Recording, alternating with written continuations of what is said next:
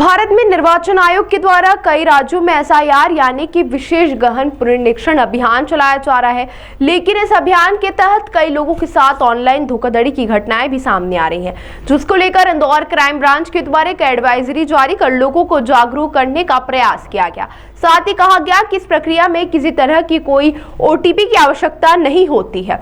तो वहीं दरअसल साइबर अपराधी विभिन्न तरह से साइबर अपराधों को अंजाम दे रहे हैं और इसी के तहत भारत निर्वाचन आयोग के द्वारा देश के विभिन्न राज्यों में एसआईआर विशेष गहन पुनरीक्षण अभियान चलाया जा रहा है, जिसमें बीएलओ सभी के घरों पर दस्तक देकर इस अभियान को सफल कर रहे हैं। लेकिन साइबर अपराधी के है कि इसमें भी अपना हित देखते हुए साइबर अपराधों की घटनाओं को अंजाम देते हुए नजर आ रहे हैं। अभी तक बात की जाए तो साइबर क्राइम में कई शिकायतें पहुंच चुकी हैं, जिसको लेकर अब क्राइम ब्रांच के द्वारा एक एडवाइजरी जारी की गई है, जिसमें सॉफ्टवेयर पर कहा गया है कि इस तरह की प्रक्रिया में किसी तरह का कोई ओटीपी उपलब्ध नहीं कराया जाता। निर्वाचन आयोग से जुड़े हुए अधिकारी घर पर फॉर्म उपलब्ध कराते हैं और वही भर कर ले जाते हैं। इस प्रक्रिया को लेकर हो रही साइबर अपराध की घटनाओं को रोकने के लिए एडवाइजरी में तमाम बिंदुओं का जिक्र किया गया है, जिसमें ओटीपी से लेकर यदि कोई फर्जी व्यक्ति घर पर आकर मोबाइल पर कुछ डाटा कलेक्ट करने की बात भी कहता है तो वह गलत है। साथ ही किसी अनजान व्यक्ति को अपनी निजी जानकारी उपलब्ध न कराएं। साथ ही जो क्षेत्रीय बीएलओ आते हैं